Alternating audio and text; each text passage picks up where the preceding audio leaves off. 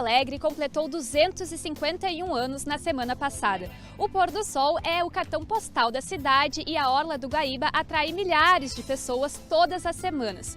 Mas existem outros lugares que também merecem atenção. São locais ricos em beleza, história e cultura. Conheça agora 3 casas patrimônios da capital gaúcha.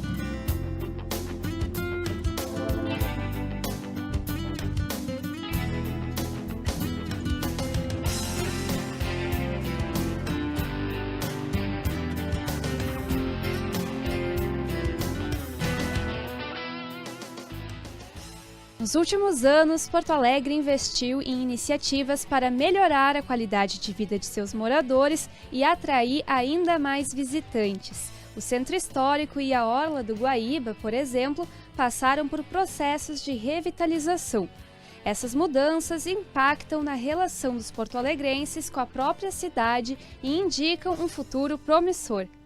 Mesmo assim, preservar a memória da nossa capital contribui para entender e enaltecer a sua história, fortalecendo o sentimento de pertencimento da sua população.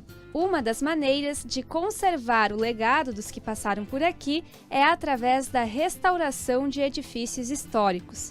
O historiador e coordenador de cursos da Escola do Legislativo, Jorge Barcelos, comenta a relevância deste tipo de projeto.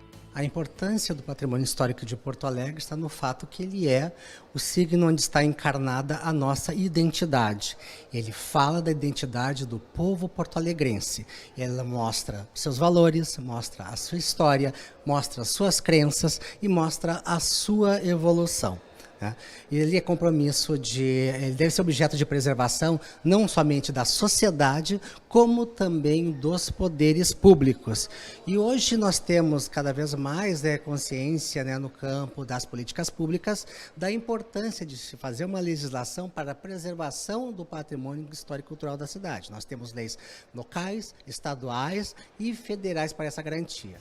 Você conhece Solar dos Câmara? O imponente casarão rosa, localizado na rua Duque de Caxias, foi construído em 1818, tornando-se o edifício residencial mais antigo de Porto Alegre. O solar era ocupado pelo Visconde de São Leopoldo e foi palco de grandes decisões políticas, além de servir como hospedagem a convidados ilustres. Tombado como patrimônio histórico, o prédio passou pelo processo de restauração e hoje é o Centro Cultural da Assembleia Legislativa do Rio Grande do Sul. A diretora do Departamento Cultural, Mariana Bascal, explicou o trabalho de preservação do Solar dos Câmara. A técnica utilizada aqui é uma técnica bem inovadora no Brasil, ela é a mesma técnica de restauro utilizada, por exemplo, na Capela Sistina. Então, como toda restauração, toda essa parte artística, porque é mais que uma reforma, ela foi acompanhada pelo IPHAN, por óbvio, é um patrimônio histórico, tombado, e a ideia é sempre deixar mais próximo do seu original, que é de 1818, não é uma tarefa fácil, mas com profissionais bastante capacitados, acho que atingimos esse objetivo. O grande destaque desta restauração, realizada no início da década de 90, foi o procedimento executado nas pinturas murais da sala de jantar. Os outros cômodos da casa ganharam novas atribuições desde que foi transformada em um espaço público-cultural. Imagina receber os seus amigos e os seus familiares em uma sala como essa. Legal, né? É o que os antigos moradores do Solar dos Câmara faziam. Hoje esse espaço é o Sarau do Solar e aqui acontecem diversas atividades culturais e apresentações artísticas. O Solar dos Câmara começou a ser construído 10 anos após a chegada da corte portuguesa no Brasil. Por isso, é um exemplar do estilo luso-açoriano e, como expressão de seu tempo, era uma casa senhorial que acomodava os escravos na senzala, localizada no piso inferior da edificação.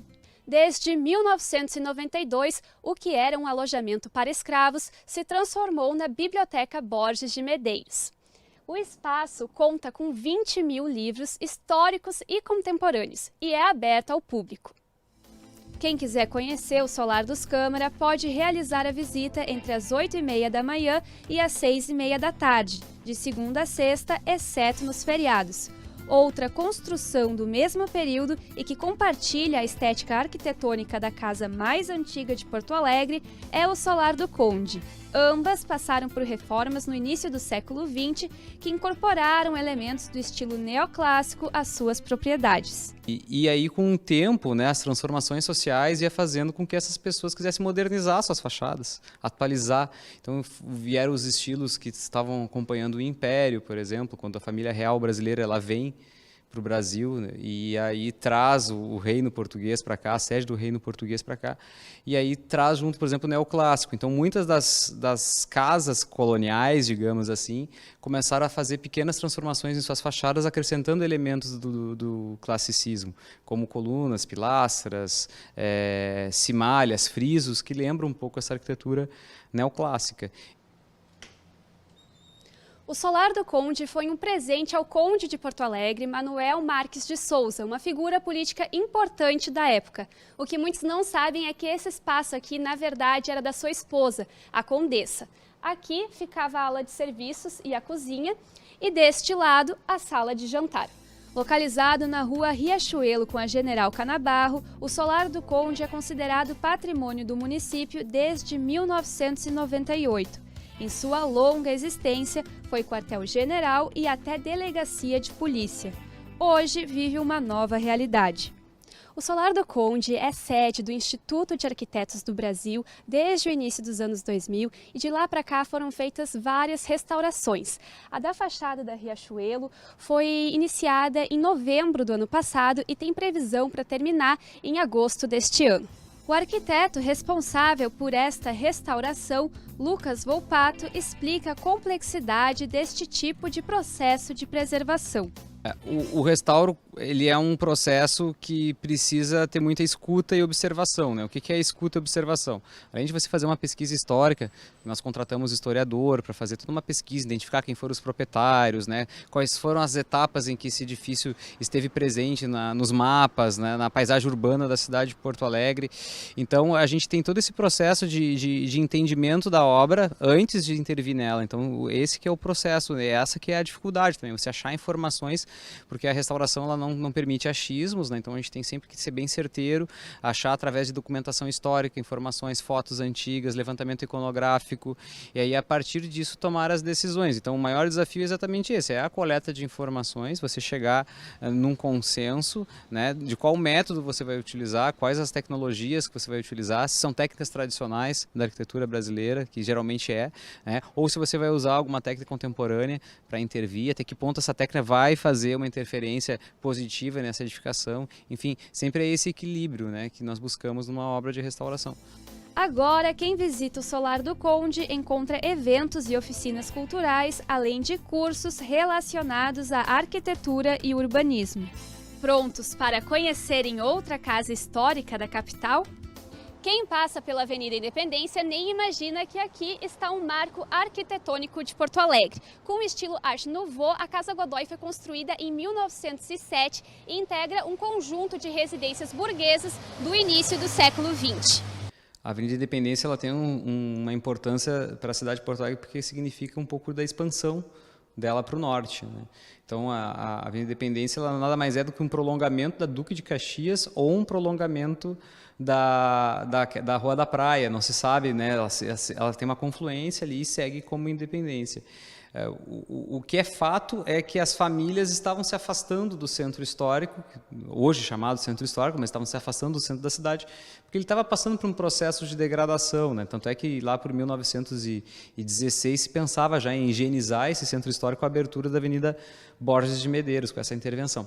Então as famílias foram comprando terrenos e se deslocando, né, da Duque de Caxias, a antiga Rua da Igreja, em direção ao caminho do Moinhos de Vento, né, que é a Independência. E ali começaram a construir seus palacetes. Então aquele primeiro trecho que nós temos ali, da Barros Cassal até a Garibaldi, por exemplo, tem um conjunto hoje muito homogêneo desses casarões típicos da Avenida Independência e que representam o ecletismo da arquitetura. Entre esses exemplares está a Casa Godoy. A Casa Godoy, projetada pelo arquiteto alemão Hermann Menschen, foi construída na mesma época em que o Art Nouveau estava em alta na Europa. Com tecnologia importada, o prédio possui elementos da natureza que podem ser observados nos vitrôs e nos entalhes em ferro. Em 1939, foi adquirido pelo último morador desta casa, o psiquiatra Jacinto Godoy, que morou ali até 1959. Estamos entrando no seu escritório no segundo andar. Atualmente a casa é tombada pela prefeitura e existem projetos de restauração sob responsabilidade da Diretoria de Patrimônio e Memória. Apesar da Casa Godoy já ter passado por intervenções no final da década de 90, agora há um projeto de restauração em andamento. As obras englobarão todos os cômodos do edifício e o orçamento previsto é de R$ 7 milhões, segundo a arquiteta responsável pelo restauro, Roselene Possamay. A reforma será dividida em 2 etapas. Essa primeira fase a gente quer fazer das obras infraestruturais, né? Revisar os projetos de estrutura, de engenharia, de instalações elétricas, hidrossanitárias, plano de prevenção contra incêndio, né? Telhado, revisar telhado. E isso tudo está previsto, a gente está prevendo, estimando que seja em no máximo 1 ano. Em 1 ano a gente consegue fazer isso. Depois a gente tem etapas que é revestimentos, os rebocos dela que tem que ser restaurados, tem as pinturas externas, né? Tem todas as esquadrias que são muito detalhadas, são muitas esquadrias, são mais de 20 esquadrias a serem restauradas. Tem elevador, ela precisa de elevador, que é um elemento caro numa obra. Tem as pinturas parietais, tem os restauros dos elementos metálicos, então assim tem os forros com adornos, então tem bastante coisa, assim, bastante detalhe que vai exigir equipe especializada de restauro e isso vai demorar um pouco mais. No futuro, espera-se que a Casa Godoy possa receber novos visitantes. A ideia é ocupar esses espaços, nós vamos ter espaços também para pesquisa, onde vamos ter biblioteca na área inferior aqui da casa, né? E aonde poderíamos também receber esses pesquisadores, receber outras entidades, né, que também venham, né? Vamos ter espaço de reuniões e vamos também realizar algumas atividades com relação à divulgação de eventos que já aconteceram até aqui anteriormente e que poderiam se realizar em alguns espaços da casa. Uma das vantagens do investimento em restaurações de prédios históricos é o incentivo ao turismo e na preservação da memória da cidade. No Palácio Aloísio Filho, outro prédio referência no município, sede da Câmara de Vereadores, os parlamentares também apontam qualidades e desafios para o cenário cultural de Porto Alegre. As pessoas vêm de fora, ficam impressionadas com o estilo dos nossos prédios culturais, da nossa cultura, que o gaúcho tem uma cultura. Aí esses prédios vêm complementar aquilo que nós temos, que é uma cultura forte, enraizada na sua história, no seu passado, na sua política de sempre, né, de grandes personalidades. Então eu acho que vem ao encontro. Isso é muito importante, não só para o visitante, mas nós começar a conhecer aquilo que é muito bonito, que é a nossa história, através do patrimônio histórico de Porto Alegre. Patrimônio histórico é memória, né? Muito mais do que preservação de prédios antigos. Algumas pessoas taxam esses prédios, esses monumentos, essas praças e parques como velharias, né?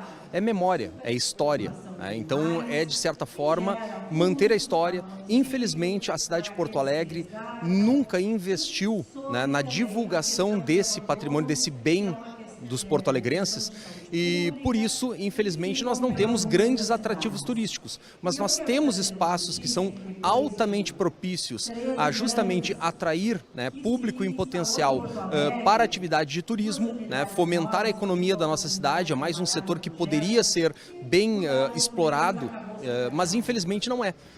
Como diz a famosa música, Porto Alegre é demais. Em cada canto da cidade, uma testemunha do seu legado. Para planejar um futuro, é necessário conhecer e valorizar o seu passado. Eu espero que você tenha aproveitado o nosso passeio. O Com a Câmara na Cidade termina por aqui. Eu te vejo na próxima edição. Até!